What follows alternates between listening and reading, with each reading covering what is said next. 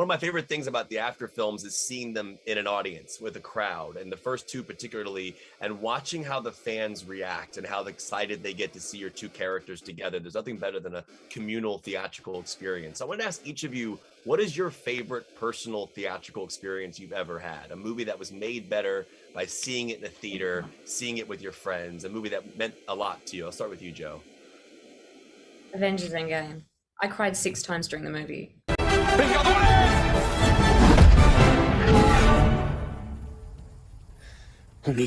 And I know the points because I watched it again and I cried exactly 6 times. There's like 6 moments that I can't, there's probably more, but that was. Can you give me one of the moments? I'm curious which one. Oh no, because I'll start crying. I can't talk about that film. I'm getting emotional thinking about it, but that was just like, you know, it's the biggest movie on the face of the, it's 10 years of Marvel history, like all, you know, and character journeys, just all accumulate, and everyone in that, people are screaming, it's just very, wow. Yeah, you are awesome. I actually was at the premiere for that in LA. It was one of the most incredible experiences I've ever seen in my life. Hero, for you, do you have a film that meant a lot to you to see in theaters? I'm not gonna top that, am I? But I would mention, do you know what? Recently, I went to see People Just Do Nothing. There's a movie of a TV show called People Just Do Nothing, which is like very English, British, like London humor, and it's so niche, and like I don't expect you guys or like very many people to even get it, but that's kind of what made it all the more special. I went to watch that in the cinema the first day it came out here, and because it has such like a niche fan base, I completely agree with you. That thing of going to the cinema, everyone, you felt like you kind of earned it to be there, and everyone's kind of like in a family watching it because they all, you know, they've put in the work and seen all the seasons up to it. And I hadn't been to the cinema in ages, so that was almost in my eyes can kind of just about compete with Endgame, but maybe not on paper.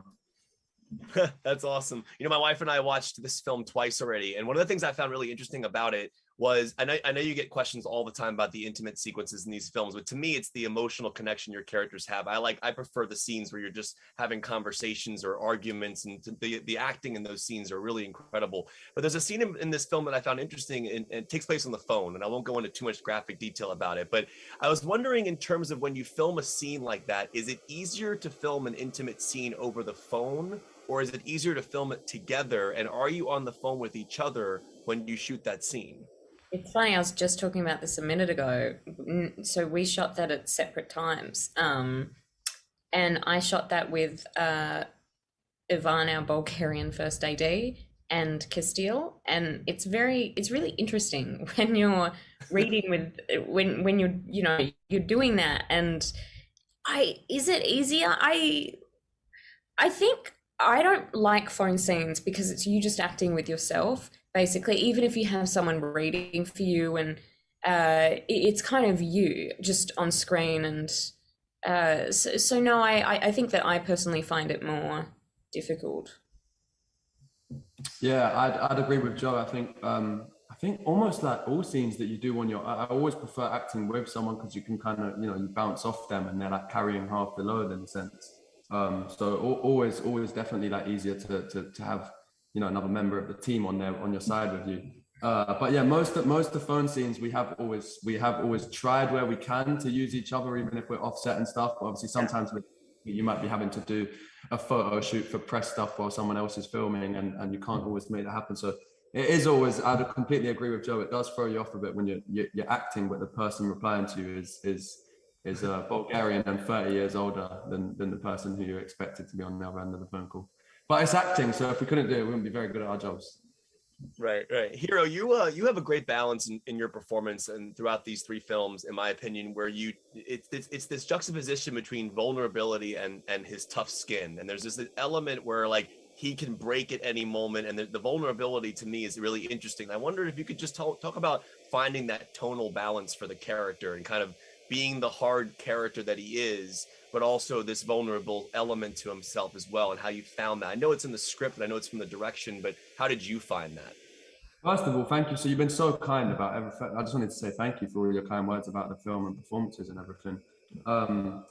Do you know what? Like you say, it's on the page, and that's kind of what those aspects of his character are what drew me to him in the first place. So I really enjoy playing him and playing on that fine line. And I don't even know how I would get into how I do. I spend a lot of time before the deeper, more emotional scenes just needing to be on my own and getting into the right mindset. And a few people in my life who I definitely draw on that kind of temperament that I've had kind of first-hand ability to draw from is always interesting. But no, that's I don't even have like a key to it. We just kind of turn up and see what happens. But it is one of the funnest things about playing Harden is trying to balance that vulnerability, but like you say, tough skin. You worded it so well.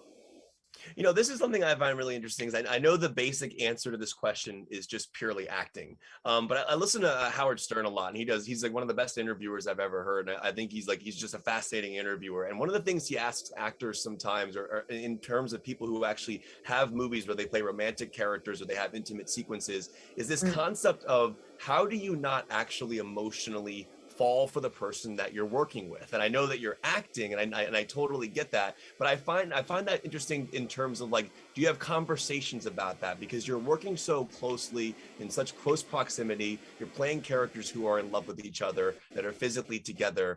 How do you keep that from happening? And do you have conversations about that in terms of that? I'll go to you, Joe, on that. Well, there's something great that a friend of mine who's an actor told me, which is a lot of actors know the importance of action, but they don't know the importance of cut. And I think you just have to be aware of both those things. And when you're playing a character who's different to you and the other person's playing a character who's different to them, it's when cut happens, it's you're different people. So I think that just on screen, it's like, oh, these two people, wow, look at this conversation, it's flowing. But then you say cut and, oh, one of them has a different accent, the other one has a different personality. It's just not, do you know what I mean? It's like one doesn't kind of affect the other.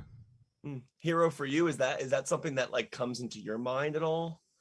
Yeah, no, I think Joe explained it really well. I think that summarized it perfectly. And you do put so much effort in preparing and planning for the role that you are hopefully aware that it's not yourself because you've kind of dissected it prior.